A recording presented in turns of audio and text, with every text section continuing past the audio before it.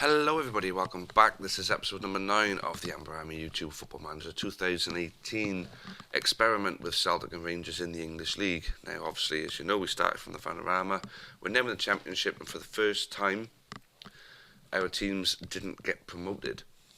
So I say let's go and have a little look at these teams. They're now in the Sky Bet Championship. Celtic and Rangers. So quite surprisingly, Rangers finished above Celtic. In the end, Celtic fell right off. I thought they were dead cert to get promoted. Unfortunately, they didn't make it. And Rangers made it into the playoffs, but them themselves didn't make it, even though they'd won the first leg, game 3-1 away against Huddersfield, who then went on to get promoted. They couldn't get themselves through. So starting with Celtic, it's the 2nd of July. What early business have they done? Well, they've done none, except Anthony Ralston, whoever he is, has left to join Aberdeen on a free. Imagine that'd be on a pre-contract sort of basis, that would have been. What kind of business early on has Rangers done? So Rangers have brought in a guy called Kai Walters, but they've also sold Ryan Jack. So they got 2 million to play with, plus season ticket sales. Kai Walters is a 17-year-old striker. I can't imagine he's going to be figuring anytime soon. So not really an awful lot to look at the moment. So I suggest we jump on ahead. Except, hold on, let's double check the manager. Now, remember, Graham Murdy took over. He's the one that propelled them into their playoff place. So I've got a good feeling about Rangers under Murdy. Celtic still have Brendan Rodgers. 5 years, 40 days. Fair play to him. Very loyal. So there we go. I will take you guys to the 2nd of September.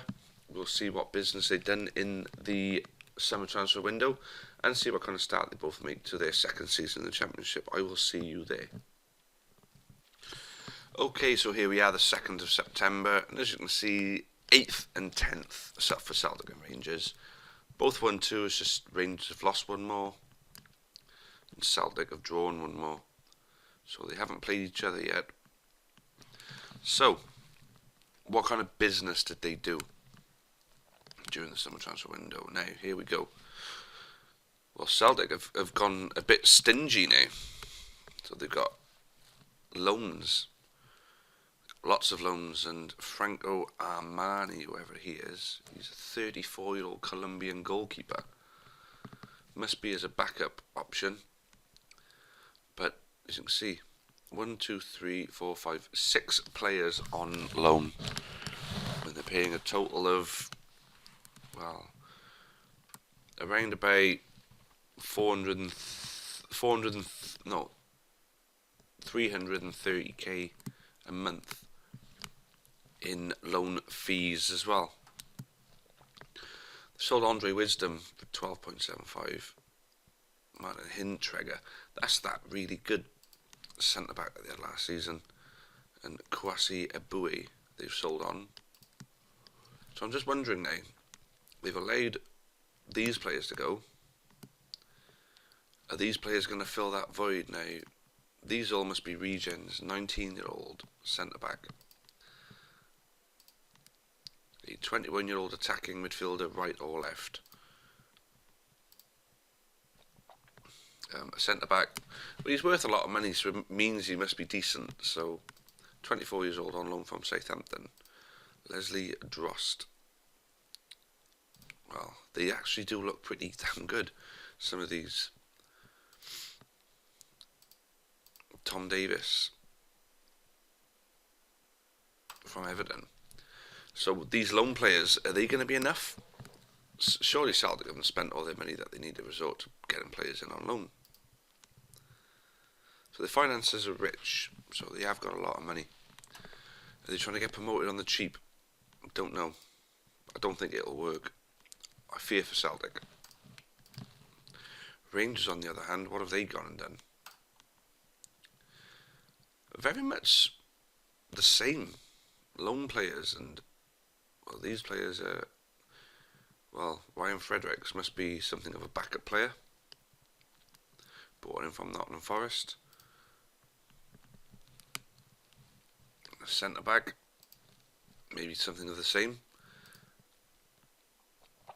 So a 19-year-old from Liverpool, centre back. A striker from Man United. He's already scored a couple of goals. Craig Laycock, another striker. A good-looking striker actually, valued at 11.25 million. From West Brom as well. Whew. Victor Jensen, or Jensen, whatever they want to call him. And then finally Michael Lockie. So they've gone for some forwards. They've allowed some players to move on as well, and they've only made 3.4 million. But 3.4 million is still money in the bank. Finances are secure, so it probably means that they could have spent money. So I think Celtic and Rangers are trying to build on their squad on the cheap, and I fear for both of them this season. I absolutely do. So as you can see, the start that they've made, Celtic winning 2 games against QPR and Bristol City, drawing against Wigan and Blackburn, and then losing at home 3-0 to Fulham. That's poor.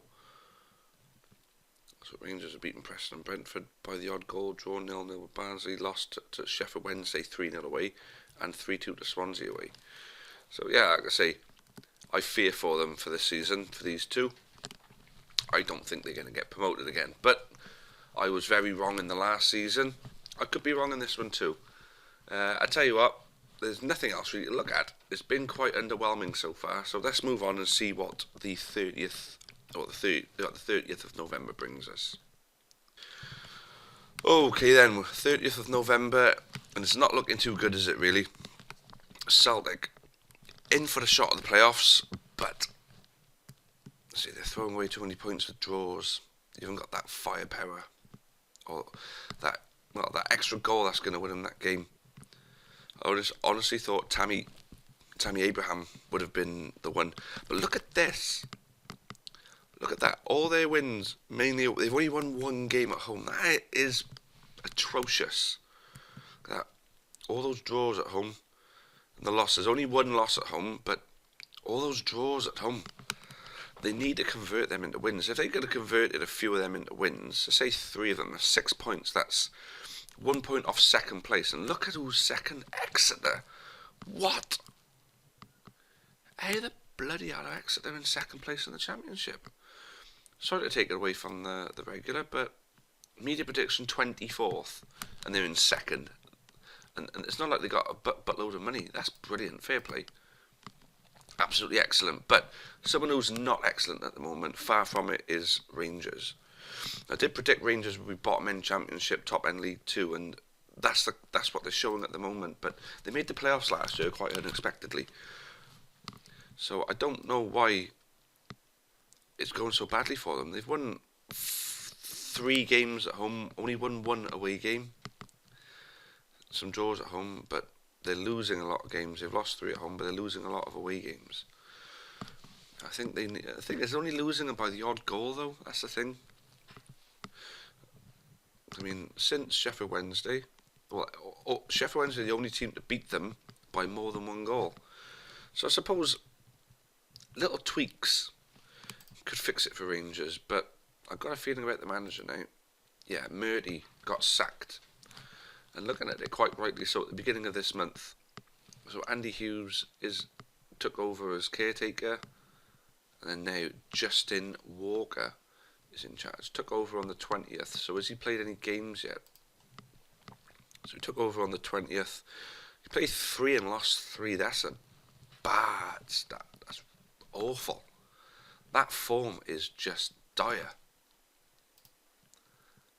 That's bad. Who is Justin Walker anyway? He's an English 46-year-old. I don't get this. He's being paid 23.5k, but he's an assistant manager. And he was they picked him up from Brighton under 18s. A Brighton youth team assistant manager. If they go down, it's their own doing, basically. Justin Walker, who is he? God knows. Will he turn it round though? We don't know. We don't know. Is there any point looking at the player stats really? Let's have a butchers just in case there is a glimmer of hope for any of them. Well, Jake Bidwell. Well, that's just appearances, sorry. Average rating is what we're looking for first. There we go. So, no Celtic players or Rangers players at the top of the tree for performances. Goals. No Celtic or Rangers. Oh no, there is a Celtic. Tammy Abraham is getting the goals for them. It looks as though Tammy Abraham can't do it all by himself, so maybe Tammy Abraham isn't the issue.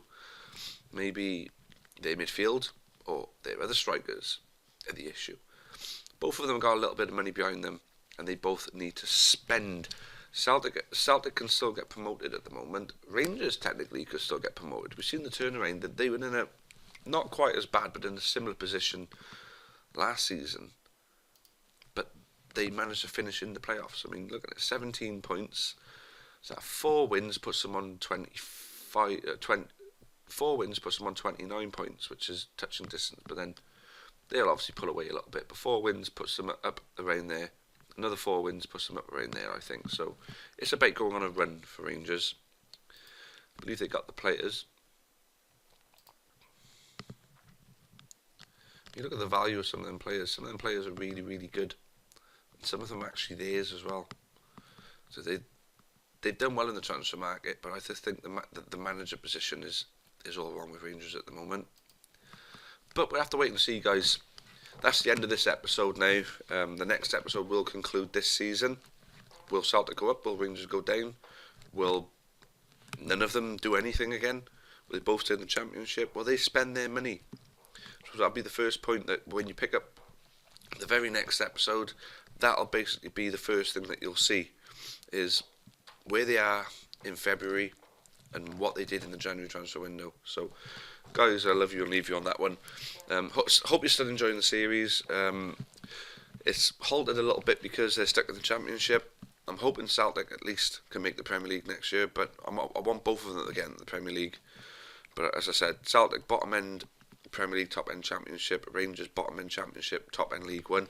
So far, that prediction is looking like it's going to be pretty spot on, but I do hope I'm wrong. I'd like to see both of them get into the Premier League and stay there, but time will tell. Thanks again for watching, guys, and until next time, it's cheerio for now.